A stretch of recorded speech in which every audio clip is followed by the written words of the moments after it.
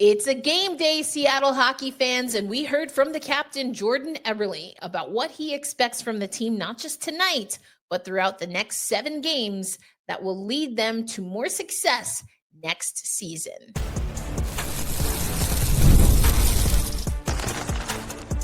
You are Locked On Kraken, your daily podcast on the Seattle Kraken, part of the Locked On Podcast Network, your team every day. Happy hump day. It's also a game day, Seattle hockey fans. That's right. Your Seattle Kraken hit the ice once again, starting their road trip to end the season. They have 5 games on the road, and then we'll head back to CPA for 2 to close out the 2024-25 campaign. Erica Ayala here, bringing you all the notes and news that you need on a game day and every day, because Locked On Kraken is part of the Locked On Podcast Network, where we indeed do bring you your favorite team, the Seattle Kraken, every single day. And today we'll start with the news. We are going to hear from Jordan Eberle, but we got the news, and you might have seen Allison Lucan also post this, but we heard from head coach Dan Bylsma that we have 2 players that are day-to-day, did not skate this morning, and that is one, Jaden Schwartz, as well as Eeli Tolvanen. Now, you might have seen the news also that Ryan Winterton called up, but it was noted he was called up on an emergency basis, and now we know what the emergency, so to speak, is day-to-day for Jaden Schwartz and Eeli Tolvanen. So in addition to Ryan Winterton, we will also see Ty Cartier suit up today. And so that's the news. We heard a few other things from Dan Bylsma that I'll break down as we go through today's episode, but wanted to start there. So we're going to get the lines, the lines are going to get shaken up once again, and we'll have to see. But Ryan Winterton is a player coming to us from Coachella Valley, of course, in the AHL. And let's just talk a little bit about what he brings to the table. We heard this from Dan Bylsma, but also just want to take you to some of the stats that we're seeing right now. Ryan Winterton, when it comes to the Coachella Valley Firebirds, he's right there in the mix with some of our top scorers. Ben Meyers still at the top of the table. He has now overtaken Yanni Newman, who's been with the Seattle Kraken for a little while. But Ben Meyers sits at the top of the points for the Coachella Valley Firebirds, our AHL affiliate, with 45 points. The breakdown there is 22 goals and 23 assists. Yanni Newman, before coming up from Coachella Valley to the Seattle Kraken, was pacing the Kraken, or the Kraken affiliate, the Coachella Valley Firebirds, with 26 goals, 15 assists. Logan Morrison, Lomo, 13 goals, 27 assists.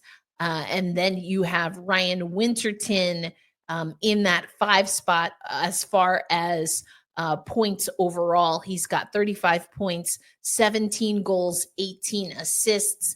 He is, he's a 6'2", 193-pound wing for Coachella Valley, and thus the Seattle Kraken organization. Right-handed shot from Markham.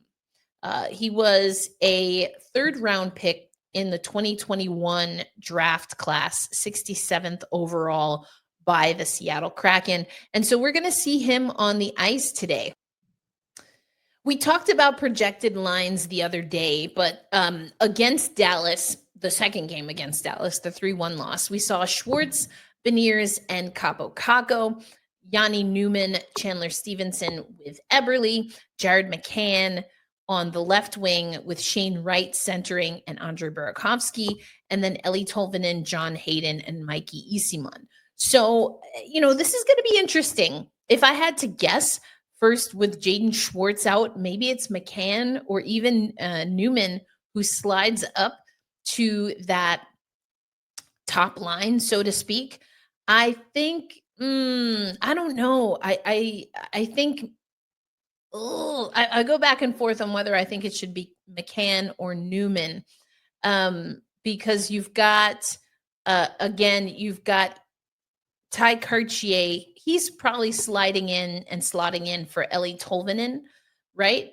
I guess you could say maybe if you slide up McCann, then you have Cartier with Wright. That seems, no pun intended. That seems right. And then probably Ryan Winterton with Hayden and Easimont. I think that's probably my best guess. So I'm thinking the way it'll line up for the Kraken today is that we will see McCann on that top line. We'll have to wait and see. It is an away game, so we're not exactly sure how things are going to line up here, but that's my best guess. That again, we will see Jared McCann slide up with Beniers and Kakko, keep Newman with Stevenson and Eberle. Then that would be Ty Cartier with Shane Wright and Andre Burakovsky, and then Ryan Winterton, John Hayden, and Mikey Easimont. That could be a really spicy fourth line, so to speak. So those are the roster changes that we got, that we heard coming from Kraken camp today. They are going to take on the Vancouver Canucks. And, you know, it's going to be an interesting game against Vancouver. I gave you some of the stats on yesterday's episode, which I know for some of you dropped today. I really do apologize for that, our audio listeners, and especially for those who watch on YouTube. Just a little bit of a technical glitch that didn't get sorted out until early this morning, but hopefully you watched that episode. If not, don't worry. I'll go over why I think Philipp Grubauer should be the starting netminder for tonight's game. But those are the roster changes. So if I'm right, maybe we'll see Philipp Grubauer in net, but also Winterton and Ty Cartier will slot into the roster. But coming up on today's episode of Locked on Kraken, we got to hear from the captain, and he reinforced a lot of what I've been saying, especially with regard to the tanking conversation and how the team is utilizing these next now 7 games before the season ends, the regular season ends, which does conclude the Seattle Kraken season. So we will hear from Jordan Eberle coming up on today's episode of Locked on Kraken.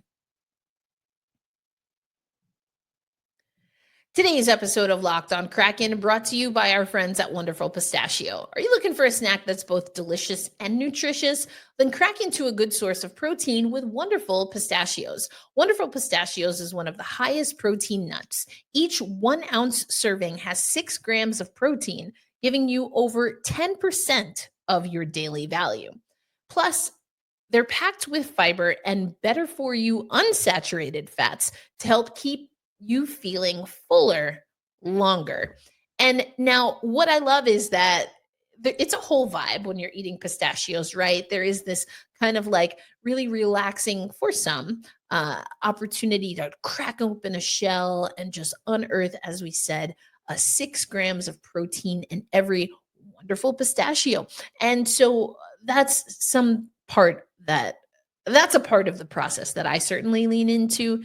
Then, of course, you have some people like that it's grab and go, which I also like. Whether I'm hangry before recording a podcast, running back and forth, I'll be on the road again tomorrow, having something in my bag that is also going to be good for me and reaching some of my nutrition goals. A++. So get snacking and get cracking, Seattle hockey fans, with a snack that packs a protein punch. Visit wonderfulpistachios.com to learn more.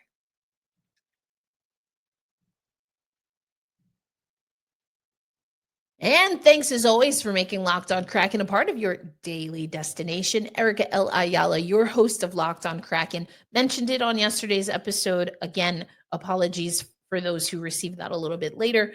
But hey, we're on TikTok. I'm going to start utilizing TikTok a lot more for social media.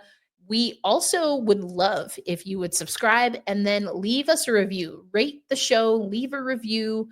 I'm having a good time, about to close out 4 seasons as your solo host of Locked on Kraken. We've had a few people come and go here, but I've been right there along for the ride. So, and excited for what another season, another off season is going to look like. Already have some things in the works, but if you didn't watch yesterday's episode, which again for some people dropped early this morning, go check that out. And I'll probably do a few more teasers here and there. But for now, I want to take us to the captain's corner. I'm always, even before he was officially the captain, I was always down to hear Jordan Eberle speak. I just like the way he speaks about this team. I like the accountability that he takes and that he doesn't really mince words. And it was more of the same as he was asked about what the next handful of games, less than 10 games for the Seattle Kraken, including going up against a Vancouver team who we'll talk about where they are in the standings, and we'll break a little bit of that down in the next segment to get you ready for the game day. But I just thought the philosophy that Eberle has is super positive, very healthy for the organization moving forward, especially as since the trade deadline, it's been a little bit of a revolving door. Quite honestly, even before the trade deadline, this season, even last year, was a revolving door for young talent. And the process, the habits, the way that you play now is indicative of how this organization, because they've had so many young people come to the Seattle Kraken. We talked about the players that have been able to make their NHL debut, 4 players this season alone. Establishing the habits is really important.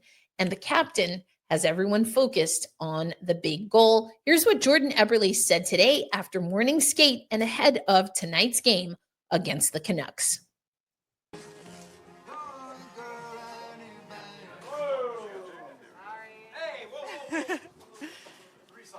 All right, well, just wanted to start with this. What do you kind of want out of the team? What do you want everybody playing for these next 7 games to make the most of the opportunity that you still have here? Well, I think it's just that, right? Trying to find some pride, some dignity. Obviously, these guys are still battling. It's nice to try and, hopefully put a little bit of a tough spot in the rest of their season. But for us personally, I mean, this season doesn't end and start next year. It starts right now. I think you got to try, and we've talked about that for the last month and a half, about just trying to build an identity as a group, building some culture, and feeling proud about what we accomplished in the last little bit, even though the circumstances. Jared McCann has been playing all over the lineup in so many different situations this year, and it seems like he's just stepped right up into whatever has been asked of him. What makes him so versatile and so capable of and willing to do that? I mean, he's a good skater. He's got he's speed. I think you're able to use it on the penalty kill, the power play. He can play wing. He can play center because of it. His shot, the way he sees the game. I think we talked about this the other day. Just a versatile player. It's good to have players like that. They can move him up and down, and he's definitely one of those guys. Jordan, you guys have 7 games left, but you as captain can talk to some of the young guys about what they do over the summer. What sorts of things, messages do you want to pass on to them? I mean, it's different for each guy. You got guys like Ryder, who's really his first year in the NHL. He's kind of gaining some traction. Usually after that, they take a big leap. You got guys like Maddie who've played, similar age, but have been here for a few years. I think just overall, we just need everybody, not including the young guys, the older guys, to take a step, some responsibility in the way that we approach next year and feel confident going in. And I think a lot of that, like I said, just starts in the last 7 games here. Just feeling good about what we're doing. You obviously weren't in the lineup when he first got here, but how have you seen Kaapo Kakko make an impact and embrace the opportunity that he's gotten here with you guys? No, he's done an awesome job. His playmaking, the vision, I think the thing I see with his game just goes underrated. Just the little plays he makes, the 2-foot passes. Him and Schwartz and Maddie, they've done a good job of controlling play in the D or in the O zone just by moving around little plays to each other and creating space. So, his intelligence is definitely something that stood out for me. And Ryan Winterton being here, called up whether or not he plays tonight. How have you seen him kind of elevate his game since you first met him 3 years ago or whatever, and how he's kind of starting to embrace and kind of find his groove at this level? Yeah, I've seen him play in here now he's had 3 or 4 stints. I think his competitiveness and the way that he competes and he skates, and you can see as they've had his 3-4 times, he's starting to get a little bit more comfortable out here, and I think you'll start to see a little bit more skill come out and a little bit time, and he'll have time to make plays and maybe make that extra move. So, as much as this time sucks, it's an opportunity for guys to step up and, have opportunity to play some minutes. And so there's Jordan Eberle. I mean, he hit on a lot of different things. What I liked in what he said, though, is talking about that this team and the charge that he has given to this team is to play with pride and to play with dignity for the next handful of games. He wants this team to make things tough. He talked about obviously thinking about the Vancouver Canucks, but this is something that the Seattle Kraken have an opportunity to do the rest of the way. And again, we'll talk about the standings, where Vancouver is in the standings, things of that nature, some of the other teams that they're playing. But I really like that that's what we're getting from our captain. Listen, whether you want to say, oh, he's saying that, because he's talking to media, blah, blah, blah, blah, blah. I believe Jordan Eberle when he talks about it. He's talking about also taking a step up and taking responsibility. All players, himself included, need to do that this offseason to be ready for next year. But you don't have to wait until the end of this season. You don't have to wait until the end of the next 7 games to do that. He's challenging and charging the team to do that now. And that is why I've been telling you for how many years I want Eberle as captain. Unfortunately, he wasn't on the ice for a good chunk of time dealing with injury, but he is back now, baby. And he is hopefully getting this team in the right headspace. It's not going to bear fruit as far as a playoff push for this season, but that doesn't mean that things that don't happen now, that the seeds you plant now won't then germinate and become what is critical for us getting to the playoffs next year and beyond. So stick taps to you, Jordan Eberle. That's my captain. That's what I'm talking about. I freaking love that energy that he's bringing and knowing the young guys, wanting to pour into them, speak them up, and have them ready for what to expect. I mean, I can't say enough good things about Jordan Eberle. And here's hoping that the team is ready to follow his lead, because he's a fantastic leader, always has been, and hopefully will continue to be for the Seattle Kraken team that at times has felt a little wayward. They've seemed a little lost in their head a little bit and not on the same page. But those things have dissipated since we've seen Eberle get back into the fold. And I don't think that's a coincidence. We also saw when Vince Dunn returned, a little bit of that settled in. And I think this is really an opportunity as well for players like Chandler Stevenson, for players like Brandon Montour. Now they have 1 season under their belt, or will have 1 season under their belt with the Seattle Kraken soon enough. And they're going to need to do exactly what Eberle said: take responsibility, take a step up. He also talked about building identity and culture. Your favorite Seattle Kraken podcaster has been saying that for a while. And he said it starts right now. It starts tonight in Vancouver. Let's freaking go. And I want to talk about the Vancouver Canucks and what we need to see from your Seattle Kraken, including why I think we should see Philipp Grubauer in net. We'll get to that as we close out today's game day episode of Locked On Kraken. Today's episode of Locked On Kraken also brought to you by our friends at Monarch Money. Ever check your bank account and wonder, where did all my money go? Between dining out, online shopping, and entertainment, it's easy to lose track. And that's where Monarch Money comes in. It's your personal CFO, giving you full visibility and control over your finances. Now, Monarch Money isn't just a budgeting app. It is a complete financial command center. And I can attest to this. I've been using Monarch Money now for a little over a month for my business account. I love the cash flow dashboard. I love that I can put all of my things from Patreon payments, the YouTube payments, and that are coming through different accounts. I can have all of those accounts on the Monarch Money app. The dashboards sync up, and then I can see what are the spending habits of the company, how much money are we bringing in, and I cannot recommend it enough. I actually am going to start using Monarch Money for my personal finances as well.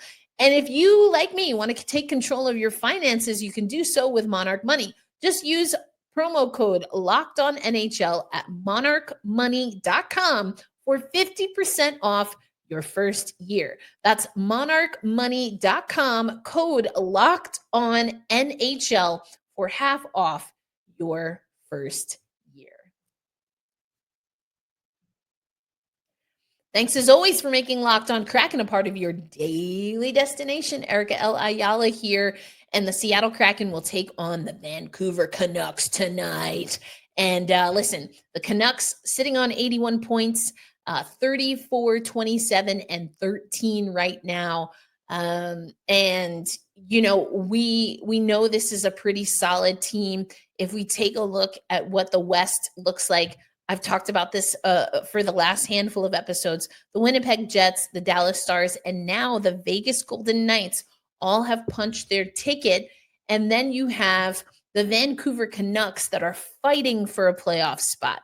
They right now are below the line along with Calgary. Calgary at 82 points, Vancouver at 81 points. The Minnesota Wild leading the charge. It's the St. Louis Blues leading the charge with 89 points, have really had a nice little streak, 10-game winning streak, the St. Louis Blues, to leapfrog over the Minnesota Wild at 88 points. So Vancouver wants to be able to move up in the standings. They want to be able to see if they can find their way to the playoffs. Well, you know what, Vancouver? You got to get through us first. Away record for the Seattle Kraken, 14, 21, and 1. We're 4-4-2 in our last 10 games, 5-3-2 for Vancouver in their last 10. Their home record is 15, 13, and 7. Penalty kill favors the Canucks, 82.8%. So once again, the Seattle Kraken are deficient in that comparative to their competition. Same thing for the power play, 22.4% clip for Vancouver, 18.9%. Want to see this game played 5-on-5 though, either way. I mentioned that we might want to see Philipp Grubauer in this game. One, yes, I will continue to say, let the man play. I think we know where things are headed with Philipp Grubauer and the Seattle Kraken. Just let the guy play. Let's talk about that dignity, right? Let's let him play. I don't think we're losing anything. If anything, we gain the opportunity to give Joey Daccord a little bit of rest. We don't want him to have too much rest and then it become rust, but I think he can handle this game, especially knowing we're on a road trip. So I say give Philipp Grubauer this game. The stats also suggest, now granted, he's had more career games, of course, against the Vancouver Canucks. He's been in the NHL longer than Joey Daccord, but among the games played between the two netminders, Philipp Grubauer with a 5-2-2 record, a 3.15 goals against average, and an 8.83 save percentage. Not great. That's across 10 career appearances against Vancouver, but the numbers are better than Joey Daccord, who has a 1-2-1 record. So he has less games played against the Vancouver Canucks and a higher goals against average at 3.77. I would like to see maybe Philipp 3.15. We're still, 3 goals versus 4 goals. I mean, I'd give it to Philipp Grubauer. He's got an 8.66 save percentage in 5 career appearances against Vancouver. I don't think, again, you lose anything from the way Philipp Grubauer has been playing. I think he's definitely more locked in, more focused. I think we continue to talk about it ad nauseum at this point, but he wants reps. He needs reps. He wasn't getting reps. Let's give him some continuity, some consistency in net, and give him a few games. I say go with Philipp Grubauer. Some players to watch in this game. Adam Larsson, 2 goals shy of matching a career-high 8 goals, which he met in 2 other occasions, both with Seattle. Brandon Montour enters tonight's game 1 goal shy of setting a new regular season career high of 17 goals. He shares third in goals, 6, and 10 points. He has 10 points, 6 goals, 4 assists in 19 career games against Vancouver. So someone who knows this team well can perform very well. We heard from Eberle. Eberle leads all active Kraken skaters in goals, 26, assists, 20, and points, 46. in a team high 53 career games against Vancouver. Yeah, he knows a thing or two about playing the Canucks. And I loved that we got to hear from him earlier today. Jared McCann ranks third amongst active Kraken skaters in assists and points. Assists 13, points 17 in games versus the Canucks. So, there's a lot of players to look at. But the players that I think I'm most excited about are the players, again, that are on the cusp of getting to 20 goals. Jared McCann, Matty Beniers. I already talked about Brandon Montour and Shane Wright. So I want to see Shane Wright get a little activated here. My gut is that he will be playing with Ty Cartier. So, that's pretty good. We did hear, and we talked about Capo Caco on the last episode. We did hear a little bit again from Dan Bilesma regarding Capo Caco. He's in a good spot too. We talked about it on the last episode. New regular season career high in points, 41. But just like we heard from Capo, Dan Bilesma reiterated that a part of the reason that he feels he's finding his game is because he's been given opportunity. HC opportunity, hockey club opportunity is your Seattle Kraken. And so I think he's another player. He is actually the player to watch in the notes sent over by the amazing PR team of the Seattle Kraken. And, I'm excited for this game. If Jordan Eberle shared even an ounce of what he told to media, to the team, and in a more passionate, fired up, specific way, I think this team should be ready to go out there, get after it. And it's not just about playing Vancouver. It's also about let's play to make the GM's job really difficult, to make the coach's job really difficult, to have some job security. And I think that's where the pride and dignity, I got my note paper here. I think that's where the pride and dignity also has to come. I talked about it on yesterday's episode, but there will be some moves. Ron Francis has made it clear that he's eyeing the next kind of trade kind of trade movement timeline, which is near the draft. And so make a case for sticking with this team if that's what you want.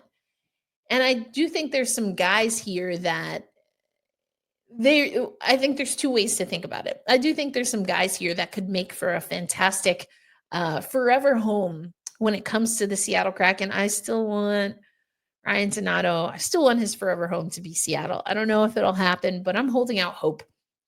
He's just prototypical. When I think of a Seattle Kraken player, quite honestly, especially in the early years, Ryan Donato is who I think of. But you've got Eastman. He's got a little bit of that P&V sandpaper. Capo Caco, I think if he realizes like the size that he really brings to the game, matched with his IQ, matched with, of course, his playmaking ability, his ability to shoot, he could be dangerous. And then, of course, we've heard Yanni Newman. I'm a big guy. Yanni Newman, big guy.